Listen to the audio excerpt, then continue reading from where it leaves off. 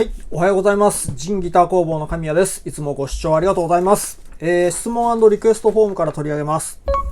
こんにちは。いつも楽しく拝見しています。私は家具を作る木工業者で、楽器のリペアの話は家具業界とはまた違うテクニックが駆使されていて大変参考になります。さて質問です。ギターの前板ってこれ多分トップ板のことでしょうかね。例えばエレキだったらトップ材とバック材とか、スルーネックのウィングなど着色されているもので、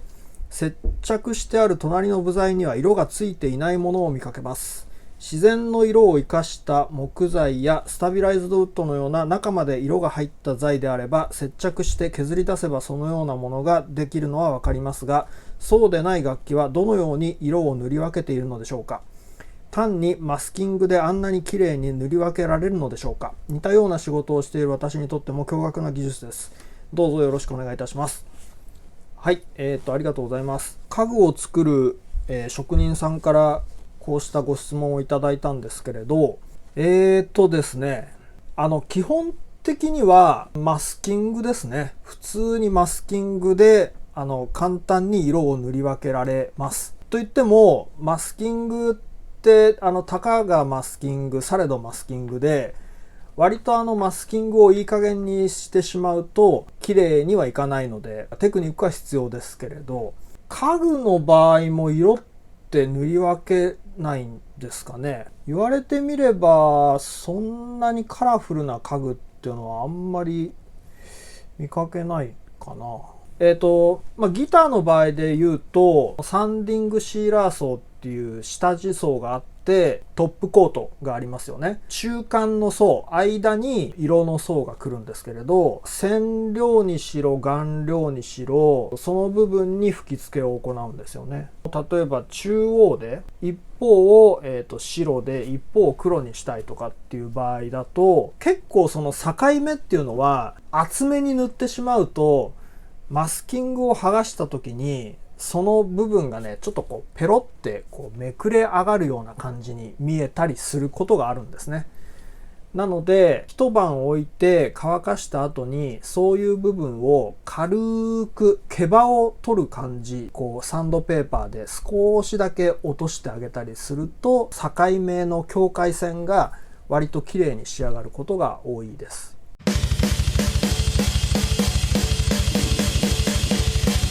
それは特に顔料系で塗りつぶしを行った時の話です。PRS の場合だと物理的なバインディングっていう素材がボディに巻いてあるわけではなくて、バインディングのように見える部分っていうのは何も色を塗ってない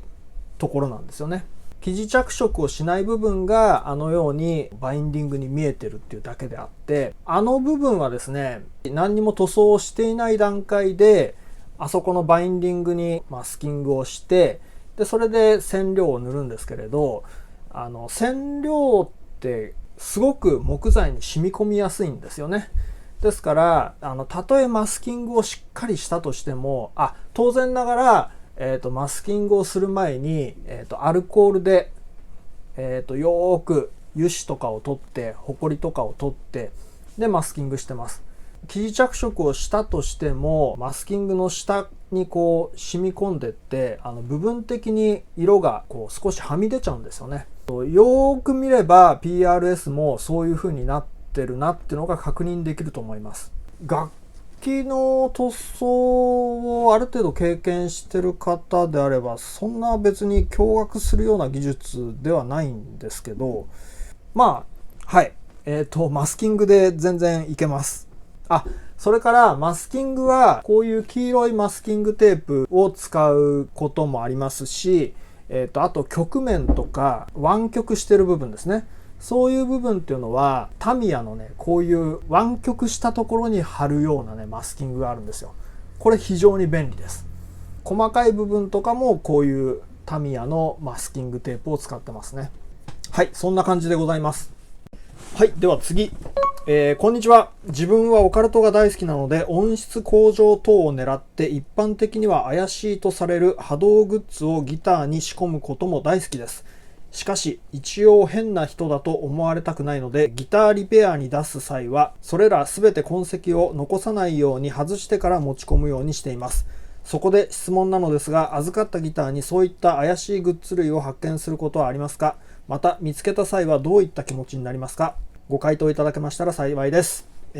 オカルト好きでそういう怪しいグッズを仕込むのが大好きだということですね。特にそういう変なグッズが仕込んであったっていう記憶はないんですよ。一切ないです。忘れてるだけかもしれませんけれど、そういう怪しいグッズをって売られてるんですか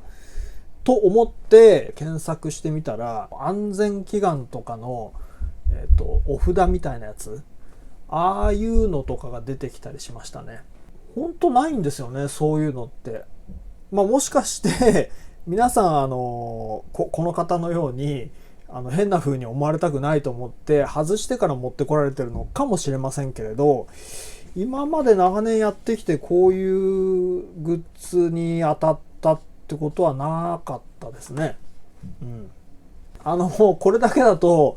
簡単にこれで終わってしまうので、ギターの修理を行っていて、その預かったものの中で素人さんがよくやりがちな修理例、まず第一は、今ではあんまり見なくなりましたけど、配線をハンダを使わずに手でよじってそれで止めてるケース、これは割と見かけることが多かったですね、昔は。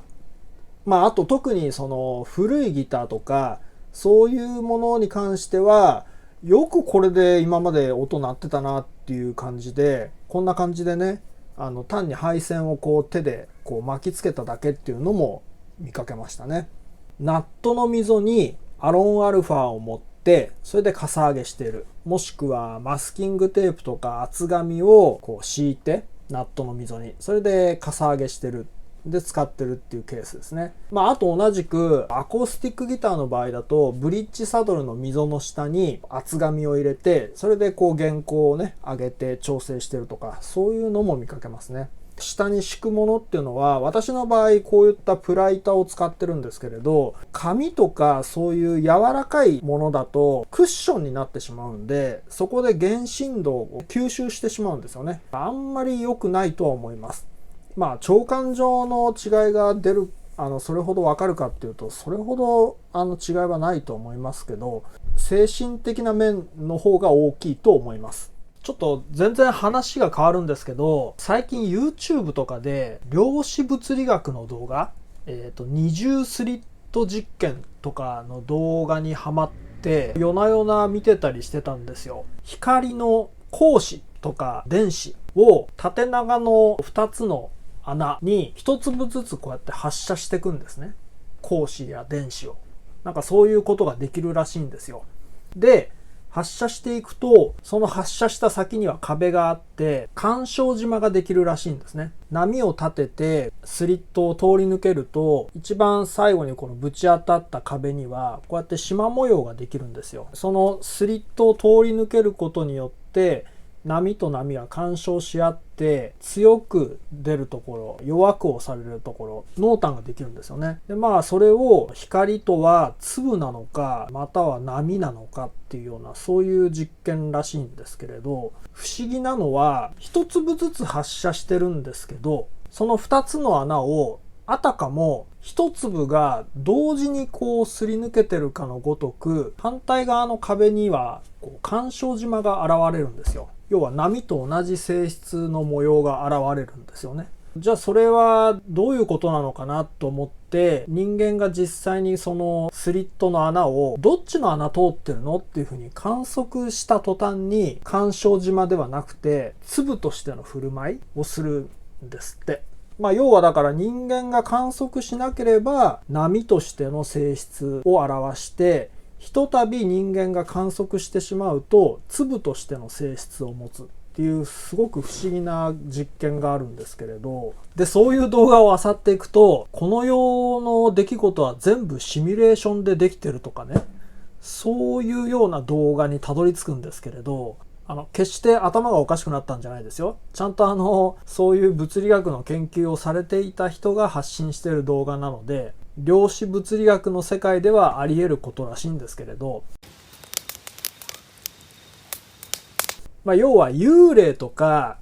超能力とか、ポルターガイスト現象とかってあるじゃないですか。何にも手も触れてもないのに、物が勝手にスーッと動いたりとか、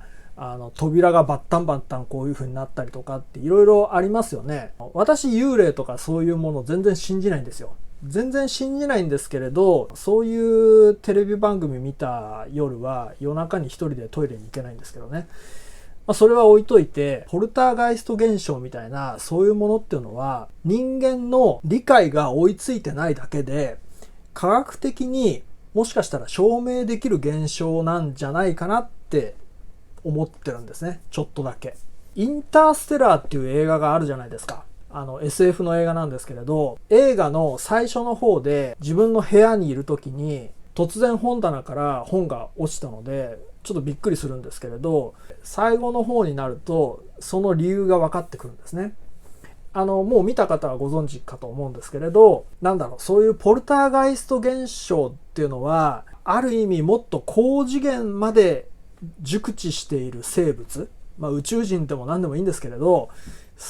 もしかしたら未来の人間かもしれませんよね。そういう人間が、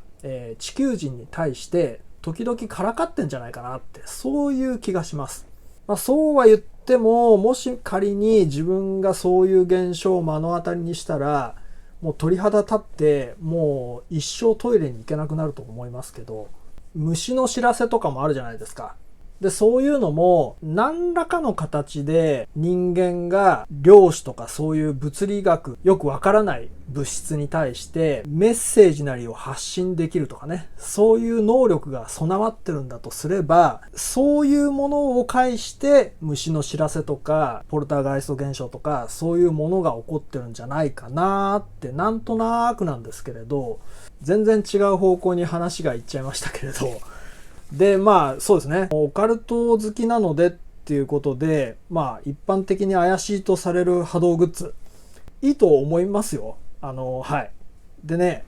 自分がこのグッズをもう入れたんだから、もうこのギターはもう世界一いい音がしてるんだっていうふうに思えば、絶対ね、いい音になってるはずです。それは確かだと思います。はい。そんな感じでよろしいでしょうかね。はい。話が違う方向に行きましたので、ついでにようやくですね、デリカ D5 のサブバッテリー搭載計画が完成しました。こちらでございます。これでそうですね、車中泊した時にでも自由にポットでお湯を沸かせたりとか、エンジン切ってても全然バッテリー上がり気にすることなくテレビが見れたりとかね、いろいろ便利になりますね。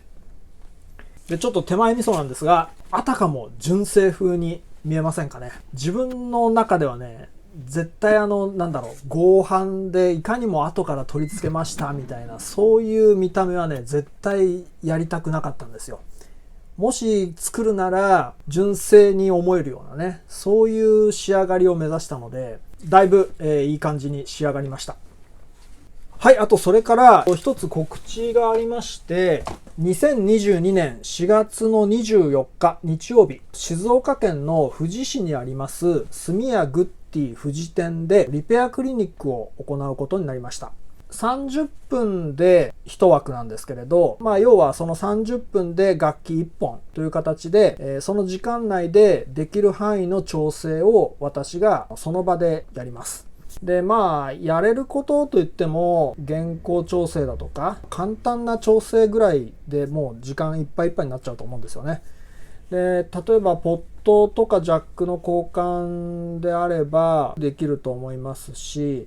ただね、パーツがね、なかなかないので、ここポット悪いですね。じゃあ時間内で交換しましょうかって言っても交換できないことがあるんですよ。ポット自体がなかったりとか。不具合の箇所があってそこを交換できるかっていうとちょっと保証はできないんですけれど、一応詳細はですね、私のホームページの方を見ていただきたいので概要欄にリンクを貼っておきます。でそちらをご参照ください。予約に関しては、直接スミヤグッディ富士店へお願いします。私のところへご連絡いただいても一切その予約関係とかそういうのは受け付けられませんので、スミヤグッディ富士店の方へ直接お電話して予約を取ってください。皆様のご参加をぜひお待ちしております。よろしくお願いいたします。はい。ということで今日は以上になります。ちょっと全然話が違う方向に行ってしまいましたけれど、まあ面白いですよね。こういうお話っていうのはね。はい。地球人の皆様いかがでしたでしょうか。よろしければ高評価ボタンとチャンネル登録お願いします。それでは長寿と繁栄を。